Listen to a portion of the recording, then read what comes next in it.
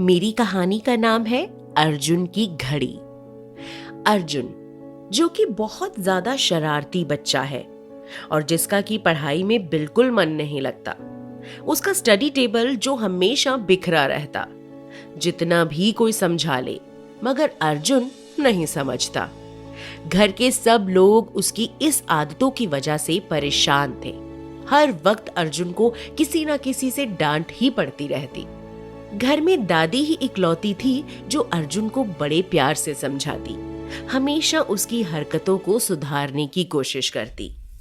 पर दादी को भी अर्जुन की पढ़ाई की बहुत चिंता थी, क्योंकि अर्जुन एक बार फेल हो चुका था और दादी नहीं चाहती थी कि अर्जुन फिर से एक बार एग्जाम्स में फेल हो। काफी टाइम से अर्जुन एक घड़ी की मांग कर रहा था कि मुझे वो घड़ी चाहिए, पर हर बार उसे ये कह दिया जाता कि जब अच्छे नंबर लाओगे फिर घड़ी मिलेगी।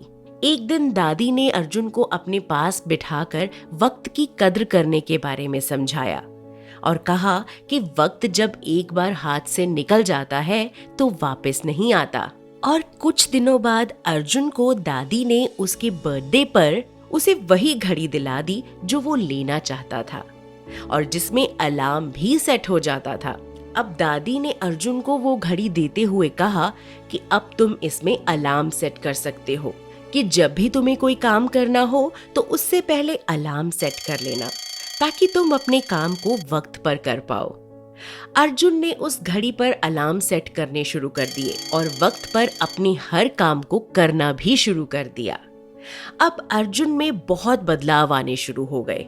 उसकी शरारतें भी कम हो गई और चीजें भी अपनी अपनी जगह पर रहती।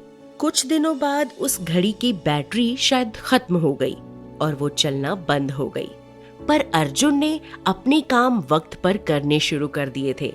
अब उसे किसी अलार्म की जरूरत नहीं पड़ती थी। वो अपने हर काम को तरीके से वक्त पर ही निपटा देता और इसका नतीजा ये निकला कि अर्जुन के बहुत अच्छे नंबर आए और वो अपनी क्लास में फर्स्ट आया।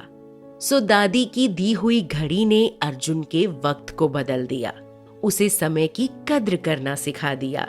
इस कहानी से हमें यह शिक्षा मिलती है कि बच्चों को कभी कभी सही रास्ता दिखाने के लिए उनके मन को पढ़ना पड़ता है, जो दादी ने और उनकी दी हुई घड़ी ने कर दिखाया।